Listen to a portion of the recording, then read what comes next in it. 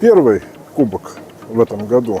Вот. А регион выбран по той простой причине, что шахматы в Якутии уже давным-давно.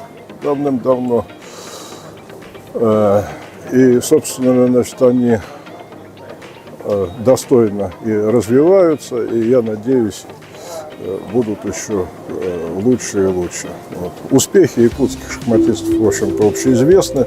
Шахматная школа очень хорошая. Вот.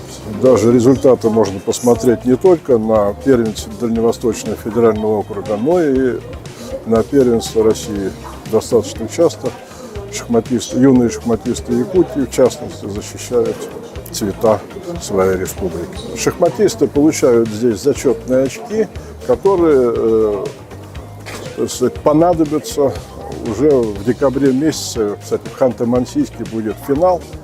Вот, всего, если мне память не изменяет, 14 или 15 кубков, я сейчас могу ошибиться. Вот, но один из кубков проходит в Якутске.